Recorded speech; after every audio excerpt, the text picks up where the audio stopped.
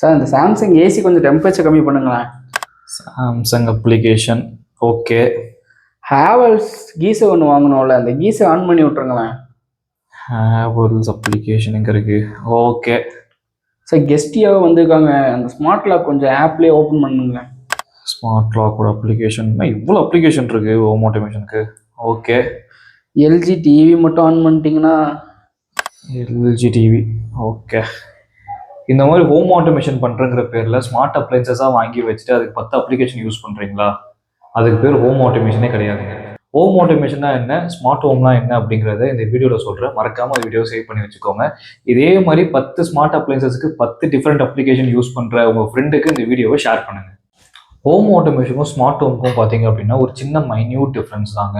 So home ஆட்டோமேஷனில் வந்து உங்களுக்கு எல்லா அப்ளைன்சஸுமே வந்து இன்டர்லிங்க் ஆகி ஒர்க் ஆகும். ஸ்மார்ட் ஹோமில் பார்த்தீங்க அப்படின்னா எல்லா அப்ளைன்சஸுமே வந்து ஸ்மார்ட்டாக இருக்கும், ஆனால் ஒன்றுத்து கூட ஒன்று வந்து இன்டெகிரேட்டே ஆகாது. இதுக்கு ஒரு பெஸ்ட் எக்ஸாம்பிள் சொல்லணும் அப்படின்னா, உங்களோட மெயின் டோர் நீங்கள் எடுத்துக்கோங்களேன். யாருக்குமே வந்து ஒரு டார்க்கான ரூமை வந்து என்ட்ராக பிடிக்காது. ஸோ எப்பப்போல்லாம் உங்களோட மெயின் டோர் ஓப்பன் ஆகுதோ அப்போல்லாம் வந்து லிவிங் ரூமில் இருக்க லைட் வந்து ஆன் ஆகணும் அப்படின்னு சொல்லிட்டு நம்ம ஆட்டோமேஷன் கிரியேட் பண்ணுவோம். அப்படின்னா இது ஹோம் ஆட்டோமேஷனில் பண்ணும்போது இந்த லைட்டும் அந்த லாக்கும் இன்டர்லிங்காக வந்து கம்யூனிகேட் ஆகும். அப்போ உங்களுக்கு வந்து ஆட்டோமேட்டிக்காக எப்பப்போல்லாம் டோர் ஓப்பன் ஆகுதோ லைட் ஆன் ஆகும்.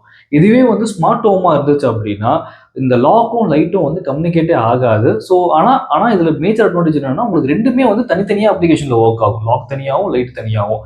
ஸோ இது வந்து இன்டர்லிங்க் ஆகி ஒர்க் ஆகாது. உங்கள் வீட்டுக்கு ஸ்மார்ட் ஹோம் வேணுமா இல்லை ஹோம் ஆட்டோமேஷன் வேணுமான்றதை கமெண்ட்டில் சொல்லுங்கள். இந்த மாதிரி மோஸ்ட் அட்வான்ஸ்டு ஹோம் ஆட்டோமேஷனுக்கு டிப்ஸ் அண்ட் ட்ரிக்ஸ் தெரிஞ்சுக்கணும் அப்படின்னா டிஸ்மார்ட் பேஜை ஃபாலோ பண்ணுங்கள்.